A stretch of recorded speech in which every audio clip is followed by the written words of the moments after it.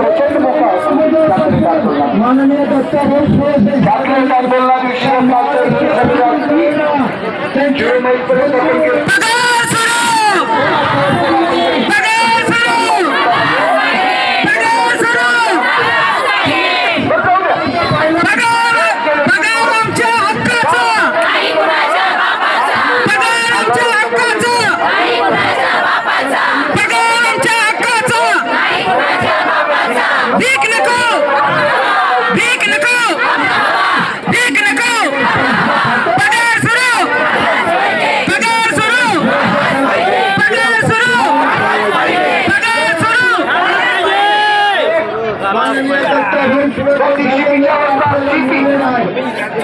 ज्यांनाही बरं नाही वाटत असेल सांगत चला, ठीक आहे.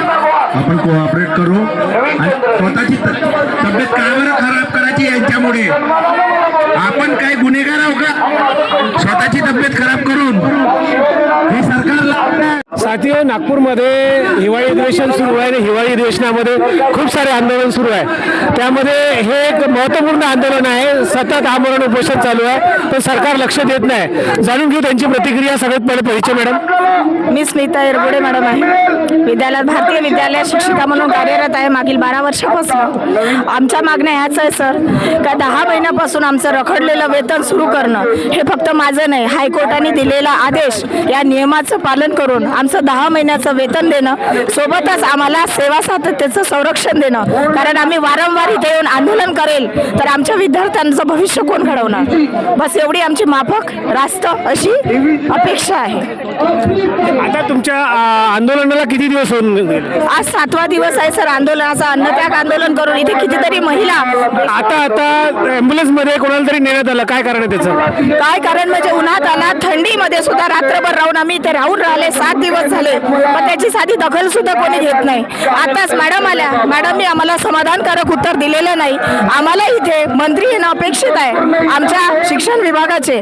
जोपर्यंत ते येणार नाही आम्हाला आमचा पगार लेखी स्वरूपात उत्तर जोपर्यंत भेटत नाही तसं हे आंदोलन अविरत असं सुरूच राहील. याची दखल सुद्धा कोणी घेत नाही आहे. ही लाजिरवाणी गोष्ट आहे. शिक्षक रस्त्यावर आले आहेत आणि गर्भवती महिला सुद्धा आहेत. छोट्या 3 महिन्याचा बाळ घेऊन इथे शिक्षक आहे. तुम्ही बघतच आहे. आता स्ट्रेचरवरून एका मॅडमला नेलेलं आहे तर बेशुद्ध पडलेलं आहे. पण त्याची घोटाळे करणाऱ्यांनी घोटाळे केले सर. त्यांचे पगार आताच मॅडमनी बोललं आहे की 4 प्रती असतात ज्या वेतन पथक अधीक्षक शिक्षण विभागाकडे असतात, संचालकाकडे असतात. शिक्षक म्हणून आमच्याकडे असायला पाहिजे शालार तसा ड्राफ्ट. पण मला सांगा आमच्याकडे उपलब्ध नाही आहेत. मान्य आहे गोष्ट. 7 ते 8 वर्षापासून आमचा पगार सुरू आहे बरोबर. मग तुमच्या विभागाकडे पण असायला पाहिजे. त्यांच्याकडे नाही आहे, आमच्याकडे नाही आहे म्हणून आमचा पगार थांबवला ना. मग या विभागाकडे डीडीओ ऑफिसकडे नाहीये तर त्या कर्मचाऱ्याचा पगार पण बंद करा ना तुम्ही. आमच्यावरच अन्याय का? हा फक्त एक विषय आहे आमच्याकडे आणि प्रश्न आहे बस.